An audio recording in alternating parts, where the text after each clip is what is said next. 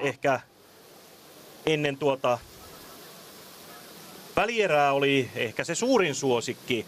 Ja nyt lähdetään ensimmäisen kierroksen kolmannesta hypystä liikkeelle. Audrey Labeu hyppää avaushyppynsä. Tässä on jo aiemmin Tonya Couch ja Pandeleela Pam hypännyt ja Audrey Labeun 3,4 kertoimen hyppy, josta hän sai välierässä 62 pistettä, taitaa parantua Matti nyt aika tavalla. Ja jälleen pitkäraajainen tyttö. Linjoista tulee se esteettinen vaikutelma. Hyvä hyppy.